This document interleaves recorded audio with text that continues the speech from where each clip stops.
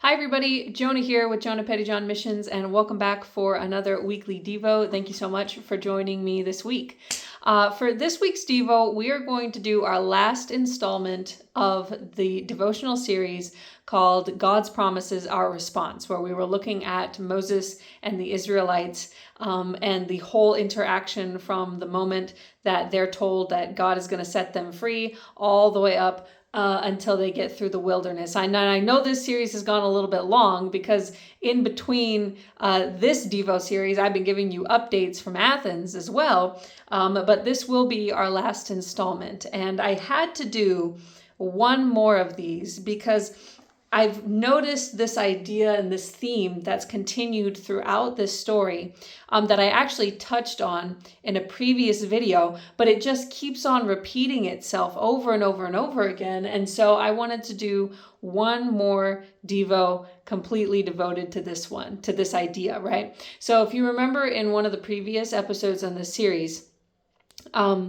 we talked about how there seems to be this sort of pattern that follows the people of Israel that is mirrored in their interactions with the Lord and Moses and the plagues while they're still in Egypt. And then it gets repeated once they are independent and they're in the wilderness, right? So, and that pattern was this. There's some sort of promise that God gives. There's an answered prayer, but then their lives become much more difficult almost immediately after they get their prayer answered, right? And then even in the midst of that difficulty, they still see the Lord working on their behalf.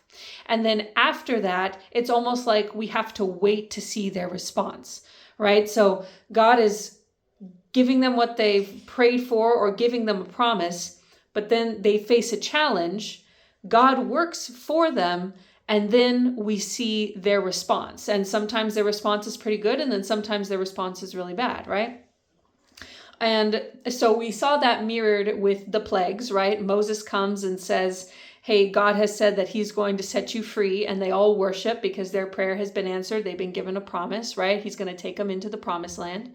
But then Pharaoh makes their slavery harder, right? He institutes more rules and even more labor upon them. So their life immediately becomes harder after the promise is given.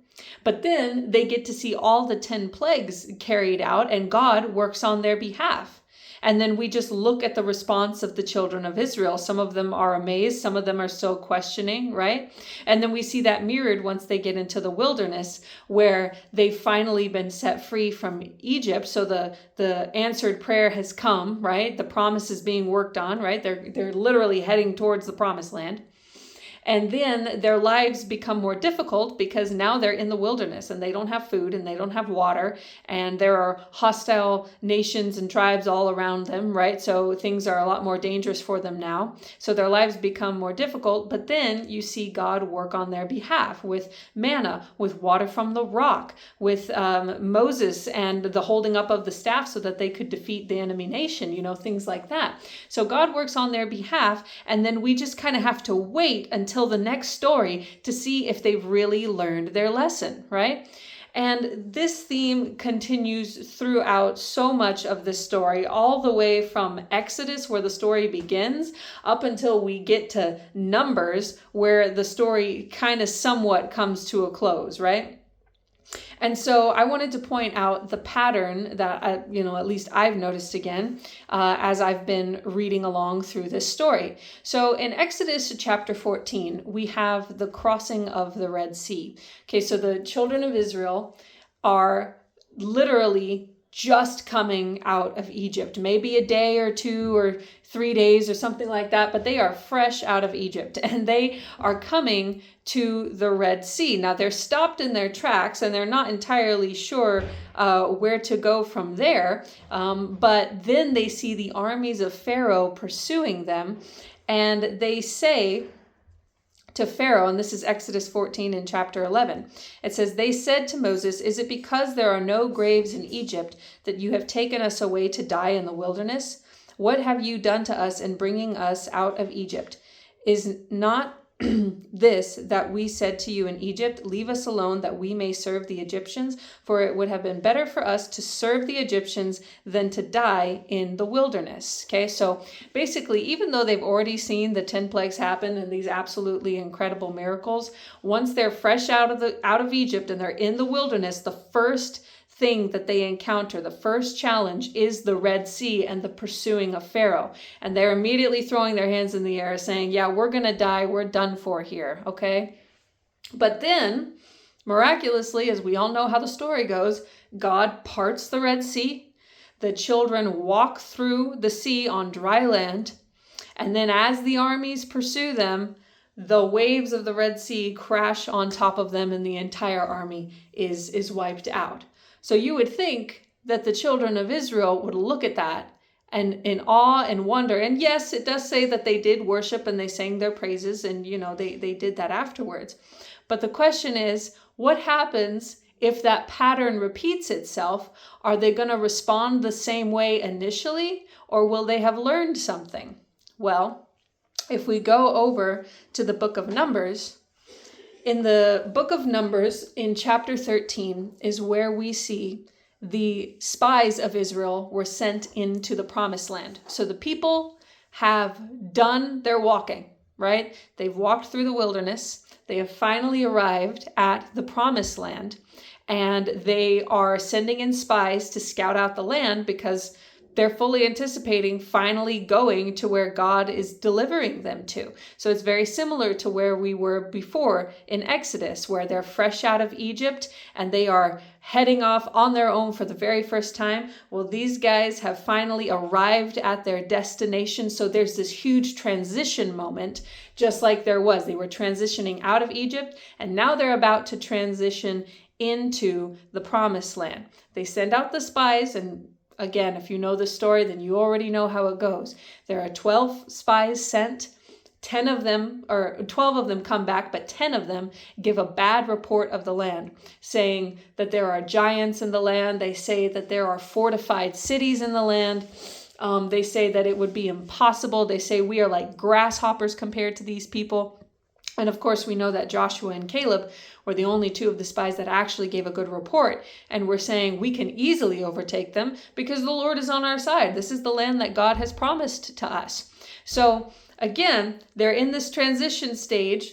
They're about to begin moving into something that God has called them to, right? That God has promised them, but they're faced with this challenge, right? You could argue this would be like the second Red Sea. At first, it was a transition out of Egypt and they faced the Red Sea. Now they're about to transition into the promised land, but they're facing the giants in the land. Okay, so there's another obstacle. So the question is, did they learn?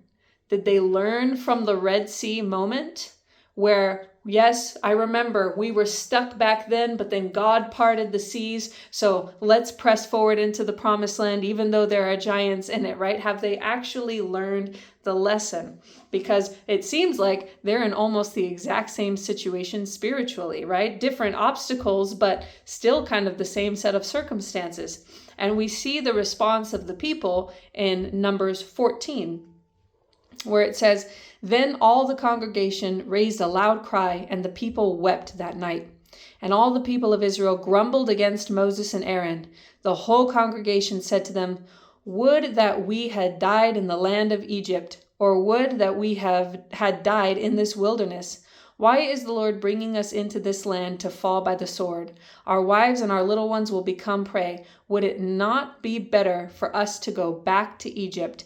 And they said to one another, 'Let us choose a leader and go back to Egypt.'" So clearly we can see that they did not learn the lesson, or at least 10 out of 2 or 10 out of 12 did not learn the lesson. And it's so fascinating to me, as I've said many times in this Devo and in one of my other Devos, the patterns that follow the children of Israel. They were transitioning out of Egypt. They hit an obstacle. They thought that they were going to die. Oh, why didn't you just leave us to die in Egypt? But then they saw the Lord work. And you would think that that would have impacted them. But then when they're in another transition phase, about to transition into the promised land, they encounter an obstacle what they could have done was learned from the first time that when God gives you a promise, he's going to be faithful and he's going to do literally whatever it takes, even if it's parting an ocean. He is going to do whatever it takes to deliver you through that promise or to that promise. And they could have learned that all the way back at the beginning. At the start of their journey into the wilderness, they could have learned that lesson at the Red Sea, but they didn't learn it then. And so now they're transitioning into the promised land. They face an obstacle, and the cry and the complaint and the posture of their heart at the promised land is almost verbatim exactly the same cry and complaint that they had at the Red Sea. They went through that whole season of watching God work on their behalf to be faithful to what he said he was going to do, and yet they never learned. And he gave them opportunity after opportunity with almost identical sets of circumstances to test them and see, have you learned yet? And unfortunately, only 2 out of 12 had. And as we know, as the story goes, they wandered in the wilderness until that entire generation had died, and the only 2 that remained from that generation were Joshua and Caleb, who had given a good report. They were the only 2 that had learned, the only 2 that understood the character of God through what was going on, rather than just constantly focusing on their circumstances. They realized God was teaching us something the first time. They got their lesson, and then they were allowed to enter into the promised land. So I would encourage you, it's an ongoing, constant process. You know, it like I said, there were patterns when the people were in Egypt, and then when they were in the wilderness, there was patterns at the beginning of their journey and the end of their journey. God will always prepare you for what he has promised you.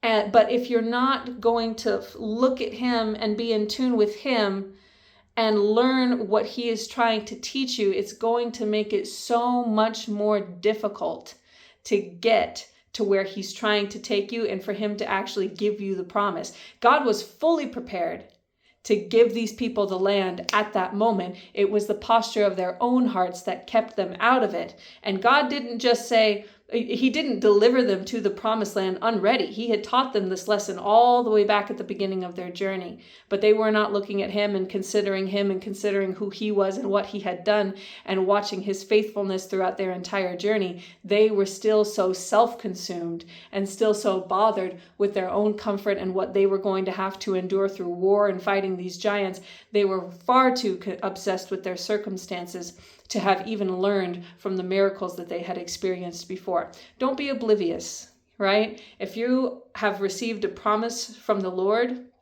he's going to do what he has told you that he's going to do. And he's probably going to teach you some things along the way so that once you finally get to the promise, you have learned what you need to know to be carried through it. Right? So always be prayerful about the promises of God and be looking to him and what he's got for you to learn, as opposed to just expecting the promise to fall into your lap and everything to just be easy. You might arrive at the promise and see that there's a whole sea in front of you. You might arrive at the promise and see that there are giants in front of you. It doesn't change what he's able to do. It doesn't change what he's told you that he's going to do. Be more focused on him and be in tune with him, walking in the Spirit, as opposed to just looking at all the circumstances and saying, oh, well, God, I guess you're just not going to do what you said you were going to do. He is, but who are you focused on? Anyways, this is the last episode in this Devo series. Thank you so much for joining me this week. I hope you have a blessed one. Bye.